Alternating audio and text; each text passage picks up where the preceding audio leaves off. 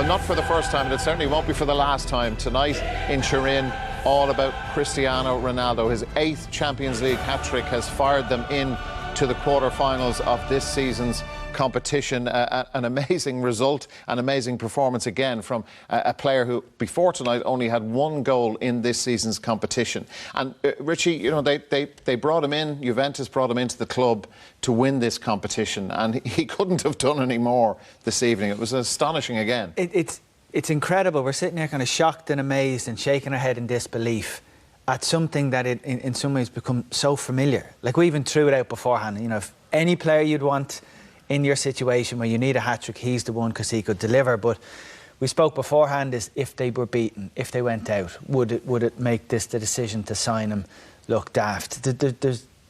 If a player like that is available and he wants to come to you, it doesn't matter what he costs, it's a no-brainer to sign him, and tonight is the reason why. Chiellini said in the build-up to this, he said, I'm 200% certain Cristiano will deliver. It's an amazing thing we're watching over and over again. Because, you know, Stephen, in the build-up to the game, he has been kind of quietly critical of the way Juventus are playing. I mentioned it at the start, he wants them to play more like Real Madrid. Well, maybe last season's Real Madrid, but more attacking football, to play with more verve and all that stuff, and get away maybe from the more natural defensive instincts that team has. Yeah, he wanted them to create more chances for him and have the ball higher up the pitch. And as an Italian side, defensively minded is always going to be the case. But today they came out on the front foot, they attacked from the beginning, they really went for it. And as the game was going on, like Allegri, you have to give credit to him, he changed it up. He went with Bernardeschi and changed instead of Dybala, who is their top goal scorer, just because he knew he would give balls into the box and create an attacking threat down the wings, which is where the space was. And they thoroughly deserved it. They totally went for the game, and they were on top and on the front foot for most of the match. We'll look at Ronaldo in a minute, Richie, but I'm just wondering about, you know, say, the reaction in Madrid tomorrow with Simeone and the team conceding the 3 goals for, what, the 4th time this season. But, you know, Griezmann, we hardly knew the guy was on the field. Szczesny, as Jim said in the commentary, it looked like he had a night off. Like, at Atletico, this, defending is fine. Yeah. But, you know, when they needed to go and score the goal, they just couldn't. It's what they, generally speaking, they're so well set up defensively. Similar to Juventus. Get solid as you can be in defence, and then take your chances going forward. And they weren't really a defensive threat whatsoever tonight. Morata was very, very disappointed. Yeah. He kept getting into scraps, and it didn't look like he could make any impact at all. And as you said, Griezmann was almost anonymous tonight. The lack of Diego Costa, the aggression that he produces up front, was a big miss for them as well, I think. Yeah, and absolutely, he was suspended this evening. OK, let's get into the Ronaldo show. We had the first goal in the first half, and then the perfect time to score, the goal line technology coming into play as well. Yeah, within 5 minutes of the second half, he did this. I mean, none of us saw this in real time. I don't know if there was a few hands there from the Juventus players. I don't know how much they genuinely believed it, but this is the strongest argument. It's a little bit out of date now, but as to why you introduce technology into football. I know we can all have an opinion on how it's been implemented, but goal line technology is a no-brainer. It's for things like this. In times gone by, when this wasn't here, people like ourselves, people in a TV studio, are better informed than the referee, which is wrong. We would have been sitting here talking about the injustice of Juventus going out had goal line technology not been there. So it was a great spot. And it's where it works so well, because it's either a goal or it's not a goal. There's no subjectivity. Yeah. It's over or it's not, so it's very straightforward, and the referee can get signalled immediately. It doesn't interrupt the game. So it worked perfectly. There's very little chance, Stephen, in real time of an assistant referee seeing that over the line. There's no way you're seeing that chance. Okay. Like, it's happened so quickly, and it's only because of the technology they have that goal is given. And it's amazing to think that we're at a stage now in football where those decisions are black and white, and it's given, and that's it. The game moves on. No one can argue with it, and there's no grey area. But even the action from Ronaldo itself, again, we've seen it so much time. We take this for granted. Like, it was a standing jump. He perfectly timed. He positioned himself between Godin and Jimenez. Perfectly timed the jump, and he had the power and the accuracy to score from that position. Very, very few players can do it at all, let alone the consistency that he does it in. It was a stunning finish. OK, so that was 4 minutes into the second half. 4 minutes from the end, Stephen,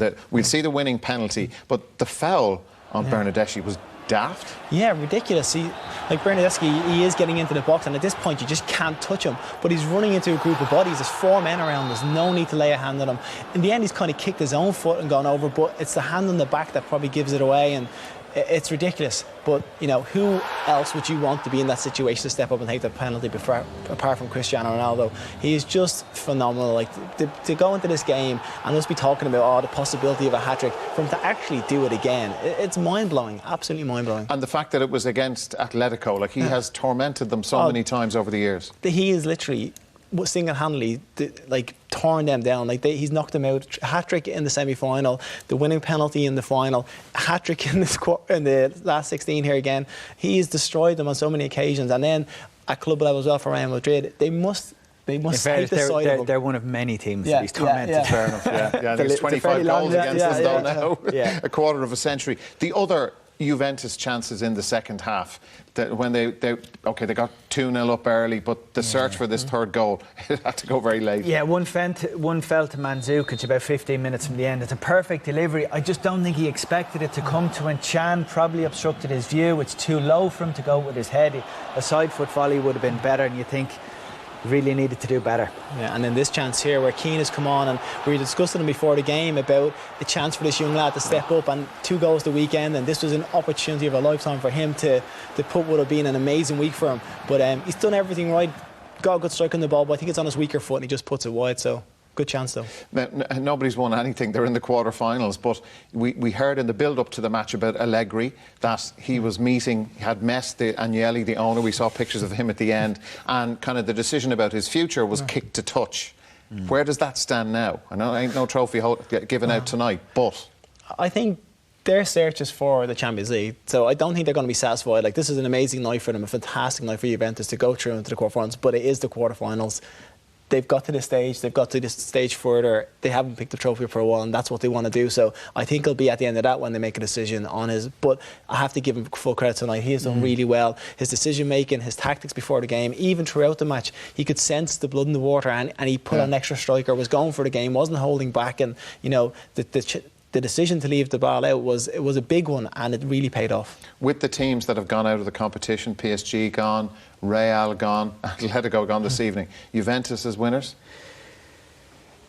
Man City didn't do too badly tonight either. No, they're looking strong. Schalke, You look at Barcelona playing, if they get through as well. United look like they could beat anyone. It's such a strong competition. We said that before kick-off, that you can make a prediction in this competition, but generally you look daft. I mean, the knockout stages have been brilliant. And with Ronaldo, well, Juventus will always have a chance. The other game tonight in Turin was an absolute nail-biter, and Kevin Caban was watching it for us. Kevin, what's happened? Tommy, well, if you had a disappointing night in Manchester, this has been anything but in Turin. What a game. Real drama. We've had goal line technology being used in the game. We've had VAR used in the game. And we've had that man, Cristiano Ronaldo, back in the headlines again. He's hit a hat-trick, Tommy, and what an outstanding performance from Juve from start to finish. I mentioned just at half-time how Atletico started to come back in a little bit towards the end of the half, but Juve went in at half-time and they came back out again galvanated, and they went straight for Atletico. And what a performance by that man. We've said it so often, his goals record in the knockout stages is phenomenal. In the big games, that man turns up, and a hat-trick at this level tonight when they're 2-0 down from the first leg, it was a phenomenal performance, a phenomenal team performance, but more so that man Ronaldo right amongst the headlines again, yeah. Some controversy in that one as well, Kevin? Yeah, as I said, VAR earlier on, it went against Juve in that one. There was goal line technology for Cristiano Ronaldo's second goal where a cross came in from the right-hand side. Ronaldo rises. To me, it looked dodgy, Tommy. I did. Initially, I thought Jan Oblak, the Atletico goalkeeper, had made the save. I thought he'd kept it out. But goal line technology came into play, and that's as it turned out. Ronaldo's goal was given. 2-2 on the night then. And then overall, Tommy, they got the late penalty, and that was it. Ronaldo got the winner, and that's it. Game over. Juve through to the quarter-final. It's amazing, is it? It's an amazing story, Tommy. Absolutely incredible night. That's in response to the Madrid coach. We've just seen a post-watershed celebration there from Ronaldo, which was, as Graham says, reference to Simeone's celebration. I think he heard Graham before the game questioning his goal scoring record this season's Champions League. Got that? He's come a week tonight. I've got that one right. Yeah, I heard Graham say he was finished before the game. Thanks for that, Kevin. Kevin's analysis on our highlights programme of that extraordinary match in Turin on the way. It was a bit of a come at the hour, come at the man. It was all over to him. We've signed you for nights like tonight, and he delivered. Well, Not that we should be surprised. He scored one goal in the Champions League so far, and then I still stand by myself. I think, at 34, time does, no one gets away with it. It does catch up with you. But he is a unique player. I said to my son on a regular basis for a number 5, 6, 7 years, enjoy this moment when you've got these two players playing. They don't come along in every generation, Messi and Ronaldo. And he's defying logic for me now. Yeah. He is defying logic. What does it say about the sheer self-belief of the guy to go into a situation like that where, as I said a moment ago, everybody's looking to him to deliver, and he does. It's phenomenal. And I listened to his pre-match interviews. I also read stuff there in the week before the game, and his line was, "My passion, my enthusiasm will bring this team through the game. We will win." And you kind of read it at the time and you go, like Graham says, well, you're hitting 34 now. It's not logical for this to happen again. You're playing against Atletico, the pass masters, in keeping you out and keeping teams from getting chances. And it all happened for them. I think the manager deserves great credit because, he brought more width into the team, and he played the young fullback who put a couple of crosses in as well. And it was like there was more energy in Juve. So it wasn't just him on his own, but of course the papers, the headlines, everything will tell you it was. But he brought that belief into the group. Can you imagine being a manager and having one of your players saying that? And what that must do to the rest of the team? You mean if you're a manager and he's saying, my passion, what was it, my passion? My enthusiasm. Will get us through tonight. That's leadership though, Graham, is it? Yeah, and more. I come back to it. Ronaldo's up there. He has to be in the top 2 or 3 players that have ever kicked a ball. He's just a unique footballer. And I come back to it. 34. I didn't expect that tonight. I thought they would bully him. But how many goals has he now scored against Atletico? Is that 25? In mid-20s now, yeah. 25 goals against Atletico. And you can put in a capsule that passion, that enthusiasm in the first goal. When you see the first goal later on tonight, and his ability to win a cross that he was nowhere near favoured to get, but that desire, that whole self-belief, he set it away. And once that happened, the stadium came alive, and it's just frightening to think of his ability, but B, that drive and determination added to it. Sensational. He's got lucky. We've got time for a quick story. I'm managing Galatasaray. They have a basketball team.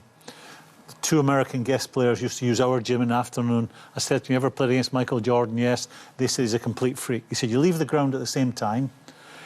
You go up, you jump, leave the ground at the same time. You land, and he's still hovering. And you'll see that with Ronaldo tonight. There's something freakish about him. He's just a unique athlete. In terms of the ability, and you just mentioned the fact that age catches up with everybody, yet he's able to still make himself influential and important on these big nights, even though we don't see him dancing down the wing as we did earlier in his you don't career. See him doing this sort of long burst thing. Is that a mentality thing? Yeah, but it's also it's game management. It's also understanding your body. You don't see him in the wide areas where we used to dance in, take 3 and 4 people in, curl a shot into the corner. He plays more central now. And what you'll see tonight, they throw a lot of balls into the box, Juve tonight. Why? Because he might get an end of stuff. It's a bit like I worked with Alan Shearer for a year. You were a good header of the ball. The best ones, and Shearer's my size, not big, but he would bully centre halves. And Ronaldo must be 6 foot tall, maybe 6'1". But what they do, these guys, they pick the flight up quicker than the defender they're playing against. So they'll know within 2 yards of the ball leaving the kicker's foot where he can go and attack it, where he can get above the centre half. And it's quite a unique talent, but he is the most wonderful athletic footballer I think I can ever remember. And it's most sort of unheralded, but he is one of the finest headers of the ball in the game since we've all been watching. You mentioned Alan Shearer, he was excellent as well, and it's an art, it's a dying art in many ways. But you're right, the second it leaves the boot, he hovers then where he's untouchable, because that ability to stay hovered, and his power header, his accuracy with his heading, it's I don't talk about it often enough because we don't see it as much anymore, but I get a real kick when I see that. See another thing, when you see the first goal, the bravery. I think it was Juan Fran he was coming over the back of. The bravery there to go and attack something where Juan Fran might at the last minute throw an elbow up, or he might lash his head backwards, and he's attacked it with such purpose. The minute that ball, he was saying to himself, this is my ball. Desire. We're going to analyse